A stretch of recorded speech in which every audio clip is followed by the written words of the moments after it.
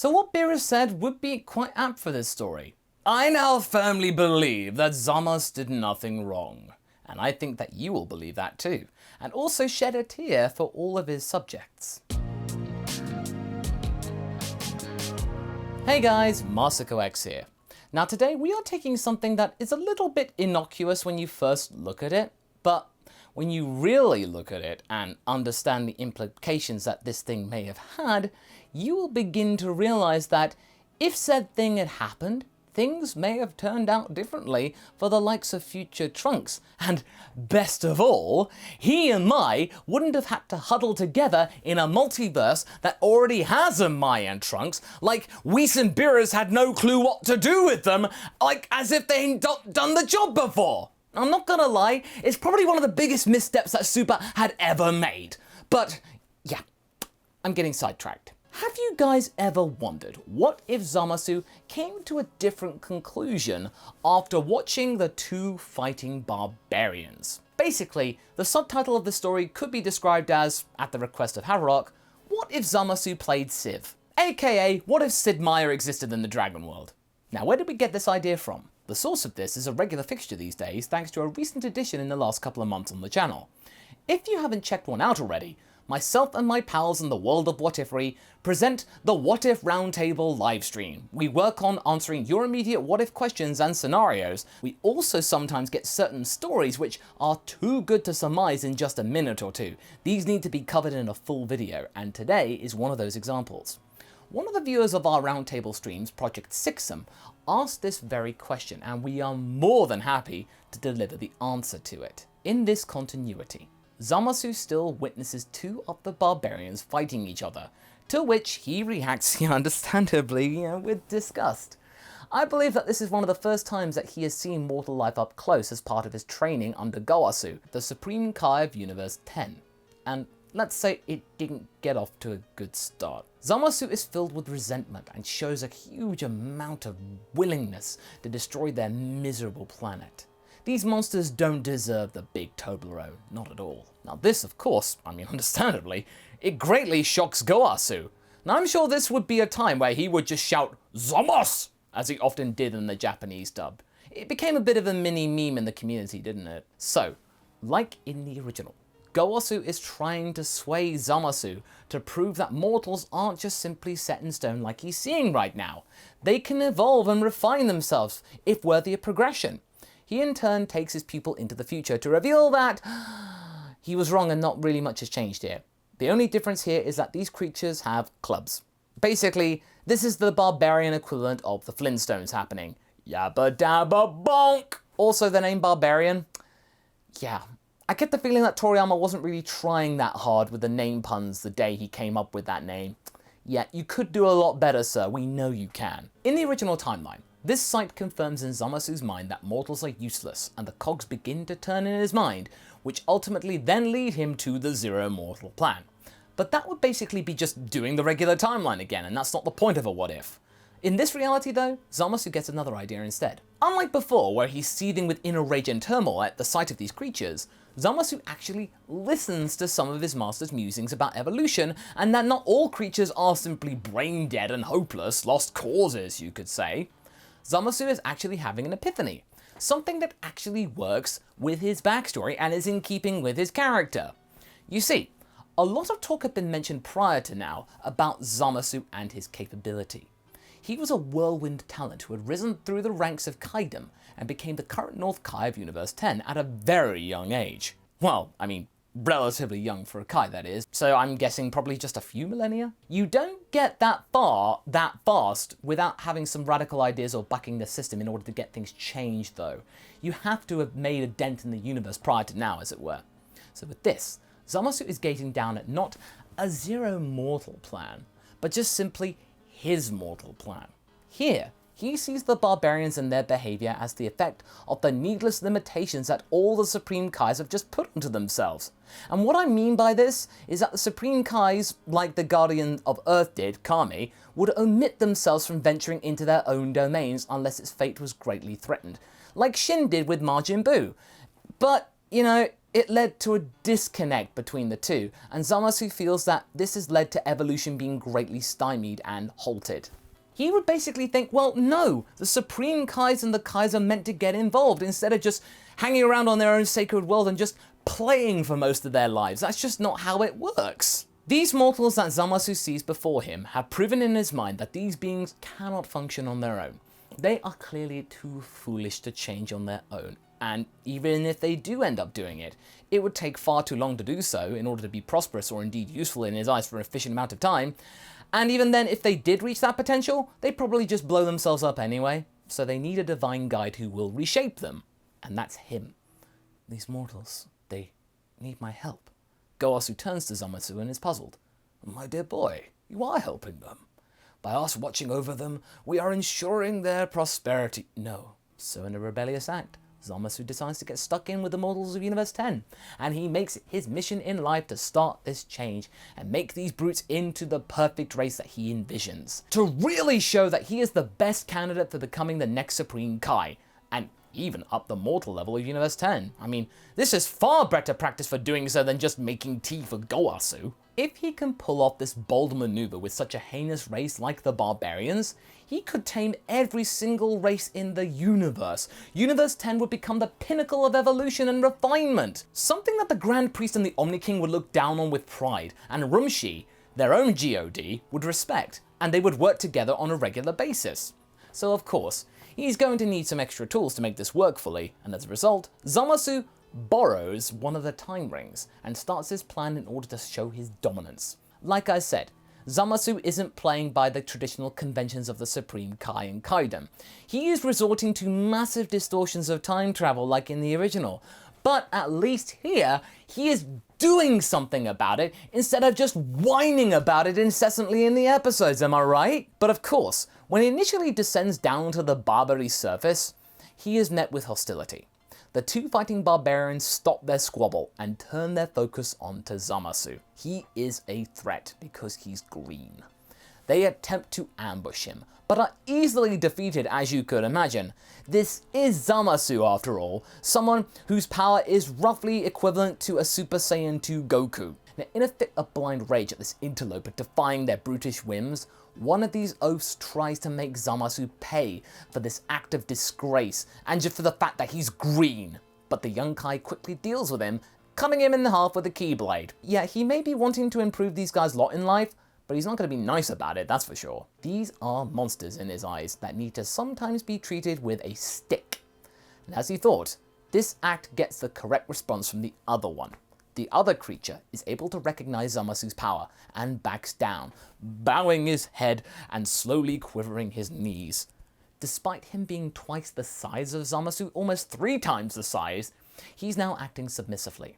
Good, says Zamasu under his breath. Well, at least these cretins understand what power is. This may be a useful tool in reworking those imbeciles into a better species. It may be a little simple for my liking, but it'll do for now. To his surprise, though, the surviving creature is able to utter actual words. The survivor carefully asks in fear, Who will you be? Zamasu turns around and looks impressed, albeit patronizingly so. Oh, you morons can talk? I'm amazed. Then that means you will be able to understand what I'm about to tell you. Who I be? Well, I be your god. The scene is still for a moment. It's very tense, before the barbarian breaks the silence by dumbly asking, What's a god? Well, that certainly took the wind out of Zamasu's sails now, didn't it? Zamasu sighs and explains that gods are beings who created the land and the sky that they are currently residing in. They govern over the moon and the stars. They can make the sun go away and then make the sun come back again. They basically can do anything that these simple barbarian minds could dream of. God strong? Yes, gods are very strong. Stronger than you will ever be. The barbarian's mind is completely blown. He falls to his knees and bows his head. This green fellow might be even more powerful than the chieftain. Zamasu then decides to start using pleasantries. I say, dear creature, what's your name, if indeed you have one? The creature looks up and mutters, Rawad. Zamasu smirks. Good, Rawad. You are now my prophet. Now, go forth and tell your people that I'm very displeased with them. Rawad's head tilts confusedly. What be a prophet? Zamasu is looking a little exasperated. These fools need a lot of terminology explained to them after all. It means that you speak to a god. You are my prophet, and you then tell people that you've spoken to me, your god. You do remember what one of those is, right? Zamasu then sends Rawad to the nearest village and observes him from afar. He can see, though, that he is met with laughs and general bullying. Rawad recoils in fear, but one of his audience members grabs him and grabs on tight. It's the biggest barbarian, who Zamasu assumes to be the chieftain, and he's holding poor Rawad by his neck. And since it was clear that these mortals don't listen to pure hearsay, Zamasu hands are going to have to get dirty. Zamasu uses a key blast to blow up the chieftain's hut, much to the shock of every inhabitant of the village. This, of course, means that the chieftain lets Rawad go, because, his house is burning down. The chieftain is horrified that his abode is pretty much gone, it's just reduced to cinders. He then wheels back around and roars, What be this trick? Rawad, explain! Rawad gets up slowly and feels more confident. His god must have rescued him. That be the god! The green god is angry with us! God? Me see no god! Where is God? His words are cut by a stray key blast that removes his arm. There's your god, you incredible oaf. Now, by Zamasu's logic, in a society that values absolute strength and hunting skills, losing an arm will be practically an unrecoverable act, or at least a massive disgrace. The chieftain roars in pain. Zamasu uses this opportunity to telepathically contact Rawad and orders him to repeat what he's about to say to everyone around him. Zamasu, through Rawad's voice, explains that he, Zamasu, is their god, and is very disappointed in them.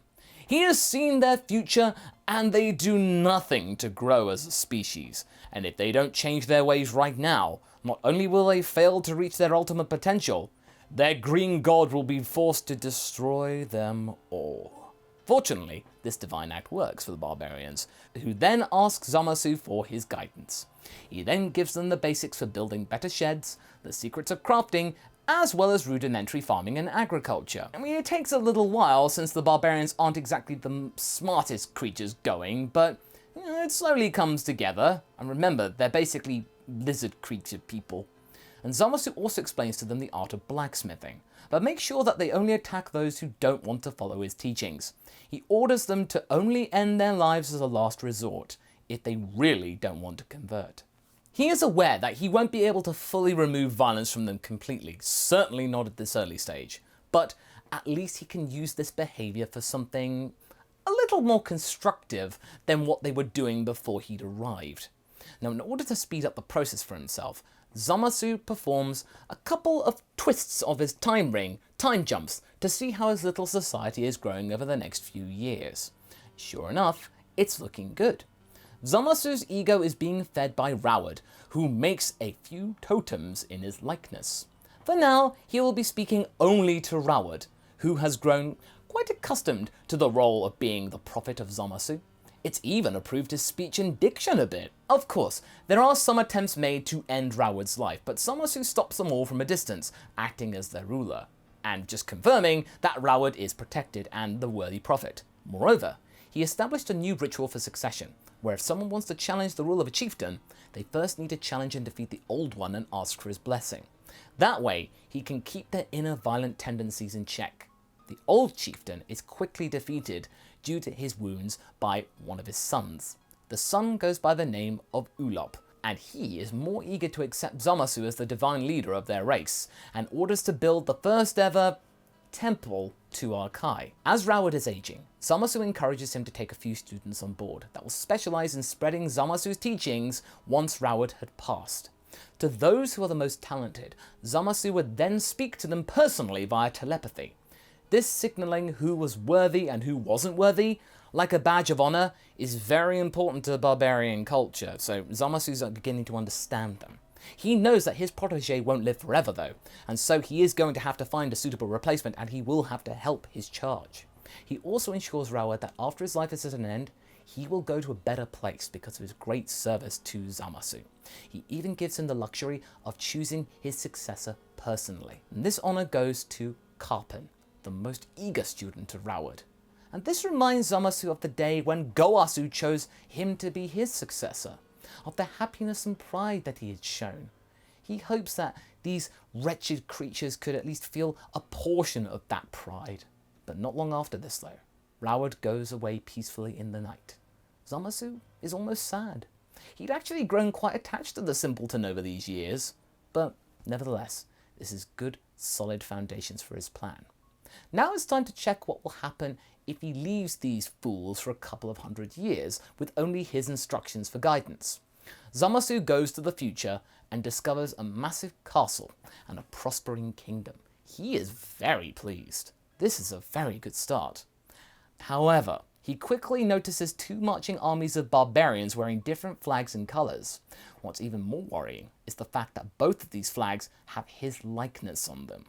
And that's where we're going to be leaving things for right now. So what do you guys think? Do you think this is something that is befitting for someone like Zamasu? How will the great Rawad be remembered? Leave a comment below and let's get this discussion going. And I shall see you in the next video.